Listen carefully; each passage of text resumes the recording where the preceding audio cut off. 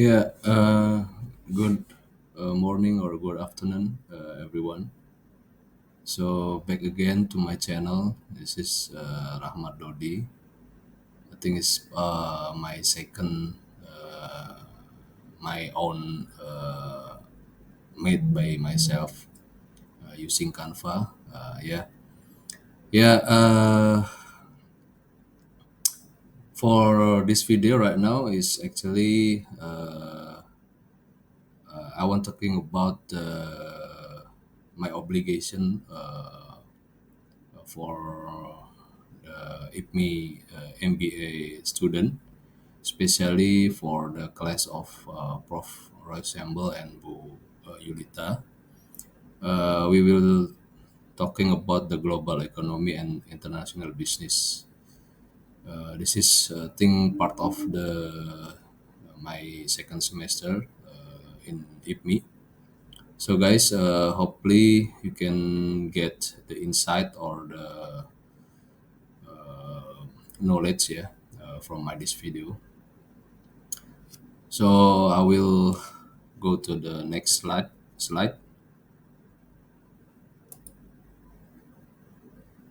Yeah. So basically the recap of the class, I think it's around 7 weeks duration of the class, combining class of Prof Roy and Abu Yulita. So we're talking about the global economy and international business. There is a branch of the study that we can get in this class. On the beginning of the weeks, we are study about the introduction to global economy. What is the introduction of the global economy? There is a world economy, the shifting of the power, economic power, civilization. I think it's on the 2000 years periodically historical of the human civilization. And then we also study about the disruption that usually is part of the periodically that disrupt the era or the new economy. Also, we are uh, learn about the GDP, gross domestic product, the revenue of the country, combining the product and the services. We also study about the global trade, the theory of tariff and quota, international trade and labor and environmental environment standard. Also, we study about the international finance. Here we are, I think, actually mainly focus on the exchange and currency rate, the comparative advantage. Also, we are learn absolute and comparative advantage, exchange rates, and then the international monetary policy. Uh, After that, we also learn about the financial crisis that since it is globalization, it also impact to the rest of the world. Usually the financial crisis happen in one country, but I think is the problem is on the domino effects. So here we are learn about the case subprime mortgage crisis in 2008, 2000, yeah, late 2008, and then the impact of the financial crisis. Also, we learn about the SVB crisis. So also we are learn about the international business, the globalization, the culture right now, the current situation, the international strategy and the business function. Especially, we learn about the strategy and organization in the company. Also, the global market opportunity regarding the globalization, marketing and HR, global firm. So I think this is the recap of our journey around 7 to 8 weeks. Yeah, this video actually also part of the obligation of the mind mapping. Yeah.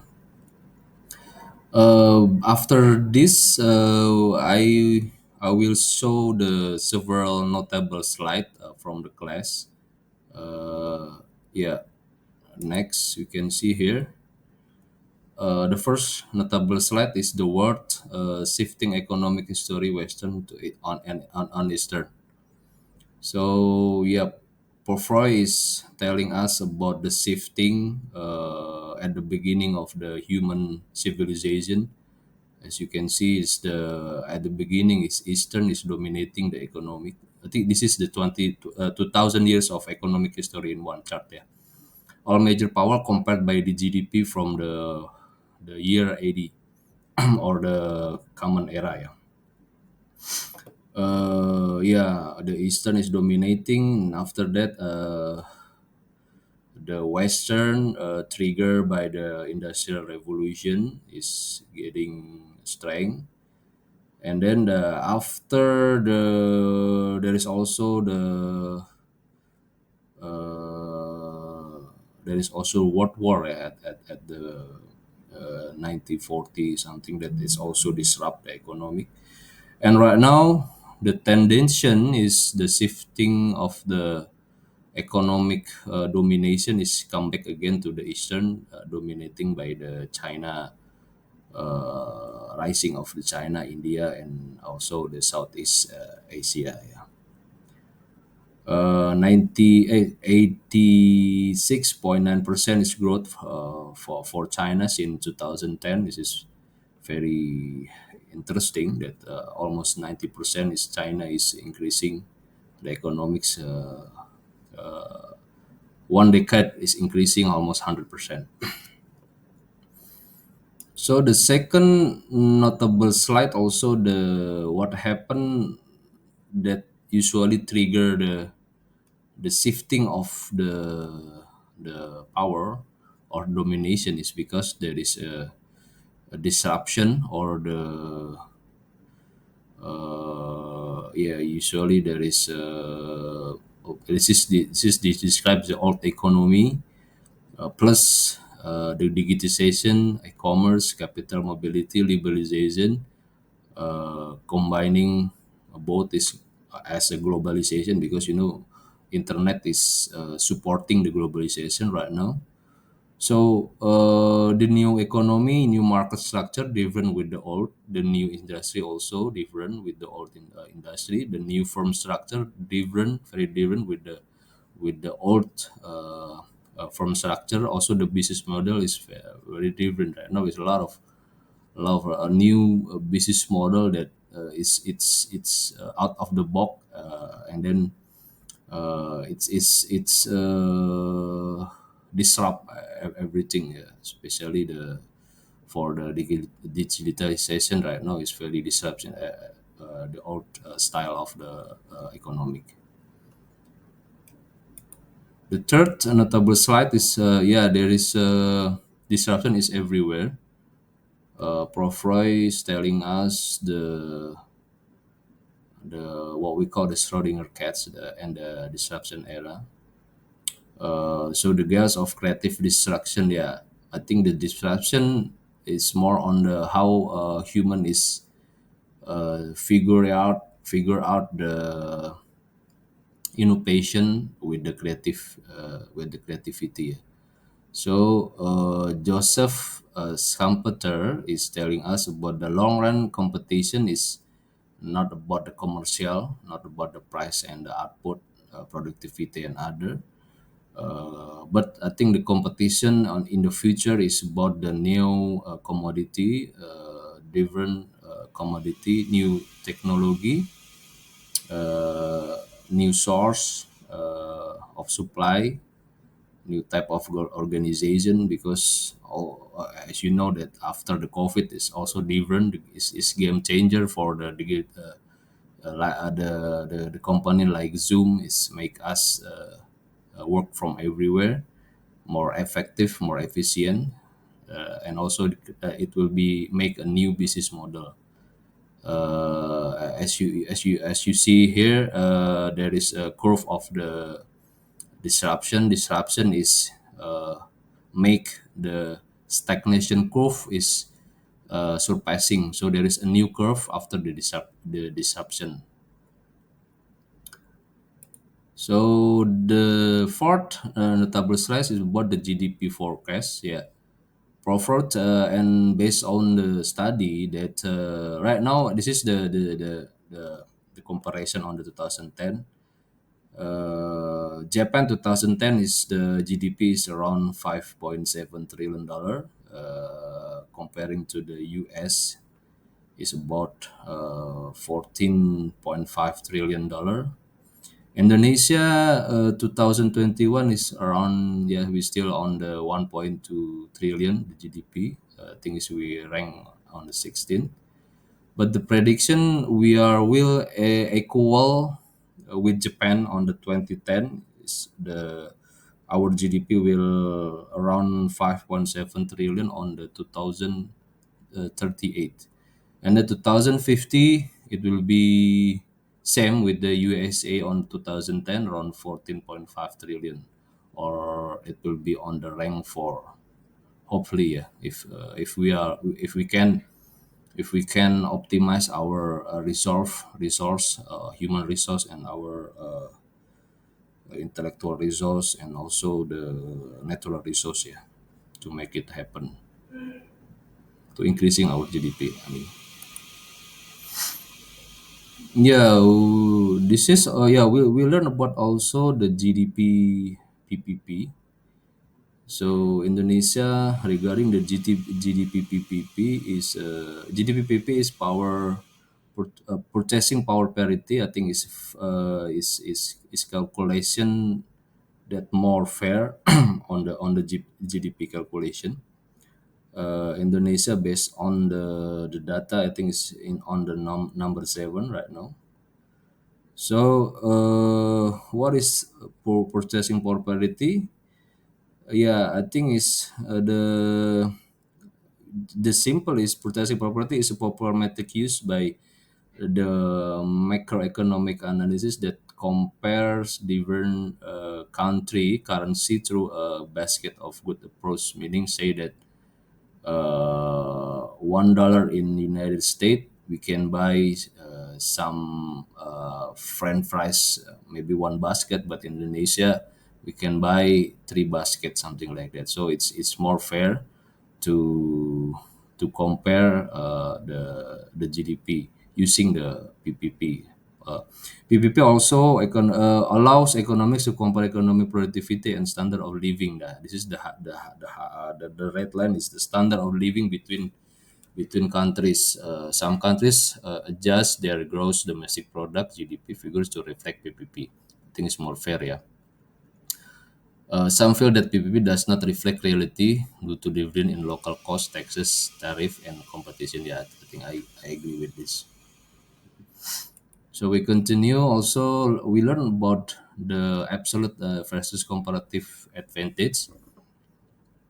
So what we can learn about this, uh, we highlighted about the comparative advantage. Comparative advantage is where a nation is able to produce a product at a lower opportunity cost. Yeah, this is the red line is about the opportunity cost. In other words, a nation sacrifices less a good A, say the A, to produce a good B than other nation. I repeat, in other words, a nation sacrifices less of a good A to produce good B than other nation. This is a sharp contrast to absolute advantage. As you can see here, USA compared to Japan, absolute advantage. USA is have absolute advantage rather than Japan produce cars and truck, but Japan has competitive advantage is producing cars rather than trucks. Yeah, it's producing as cars have to give it fewer trucks than the US to do so. Yeah, this is about the absolute and comparative advantage. Yeah, we also learn about the international financial management. International financial management tax, that is six here. Choose a capital structure because as you know that some multinational company will also facing this. They also have to manage the financial of the company. So first is choose a capital structure, determine the ideal long-term mix or debt versus equity financing. Of course, yeah, it will be different for the multinational company MNC. So raise fund for the firm. Uh, the third, the working capital and cash flow management. Of course, manage fund is passing in and out of the firm's value-adding activity. Number four is capital budgeting, assess financial attractiveness of major investment project. Example is foreign market expansion and entry. Number five is very important, managing currency risk. This is because MNC will operate in the different country with a different currency. Manage the multiple currency transaction of the firm and the exposure to exchange rate fluctuation. Number six is manage the diversity of international accounting and tax practices. Of course, different country also different tax regulation, accounting regulation. This is how we have to manage. We have to adapt. Each different country is different. Okay. This is about this slide. I think it's very important slide. What factor that affect the currency exchange rates? Yeah, this is the figure. So there is the factor is the inflation rates, also the income of the its citizen, the government restriction on flow of the goods and services. This is will make the demand and supply of goods and services foreign versus domestic, and also will also impact to the currency uh, demand and supply the foreign and versus domestic currency. So if the inflation rate is high, so the currency will be also high. If the currency high, it make uh,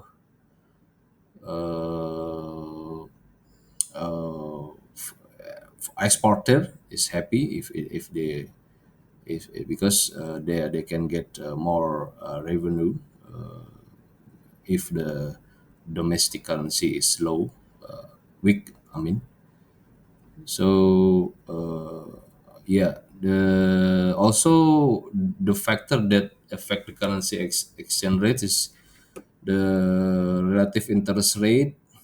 Yeah, the this is for the usually on the portfolio financial, yeah, government reaction on the capital say that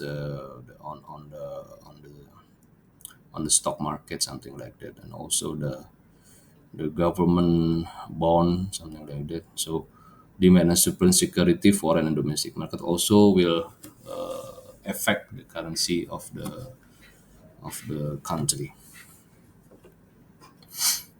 I continue the right now. We learn about also some example of the crisis. I think is the subprime mortgage is one of the very very interesting case that the domino effect of the crisis make, I think is most of the country is suffer. Yeah. So for subprime mortgage is in 2008 is happening actually the trigger in United States when the investor lost confidence in the value of securitized home mortgage KPR. Bank lenders and insurance company became volatile and stock market crashed worldwide. Many national economies sank into recession. Indonesia also included here. The world experienced sharp decline in consumer wealth, economic activity, and international trade. Yeah, because actually the globalization, world globalization, I think is very sensitive because it's actually tendency bubbling, because we are want to each year increasing, the growth of the economic increasing, but the problem is the if the fundamental is not strong, the case like the subprime mortgage will can easy happen. Yeah. So interest rate rise, mortgage default, and then the bank is collapse. The Lehman Brothers is the one that collapsed right, at the time. So this is the anatomy of subprime mortgage crisis. Number one is declining interest rate from 2001 to 2004, excess liquidity. Two, three, over stretched property loan. Yeah, it's very aggressive, the property loan. Number four, prime mortgage to subprime mortgage. So they change from the premium to the subprime to the low.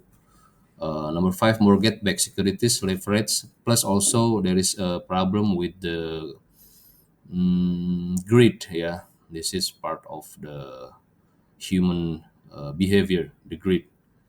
Number six, increasing inflationary pressure due to the increasing fuel and commodities price.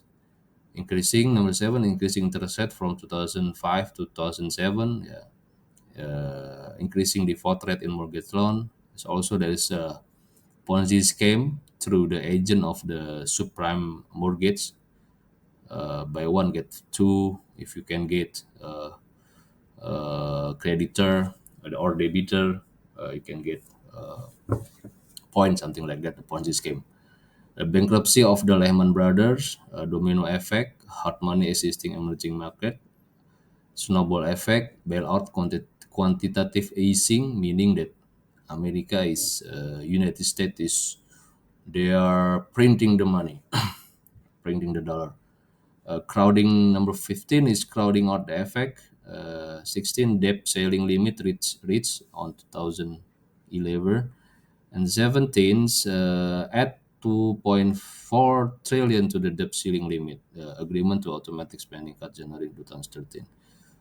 This is the USA rating from AAA downgrade to AA plus on August 5, 2011. Yeah, this is the anatomy that Prof. Roy described to us. Yeah, what we can learn about the crisis, the subprime mortgage crisis, from the perspective of government, investor, and bank. So for the government, I think it's necessary to create an immediate response to stabilize the financial system and stimulate economic recovery. Yeah, I think most of the country that they learn from the crisis, they will make a good system regulation on the financial, say like Indonesia, learn from the case crisis 98 and then 2008. Yeah, I think the government have strengthened the system of the financial, the bank, and also OJK. So also for government, immediate act for government for significant regulatory and policy change to prevent a similar crisis in the future. Effective government intervention, regulation, and oversight in the financial sector. For investor, the impact of the supermortgage crisis on investor was largely negative, with many experiencing significant financial losses and wealth erosion. Yeah, because the bubbling, and then if the bubbling is broken, pecah, yeah, yeah, the loss is everywhere.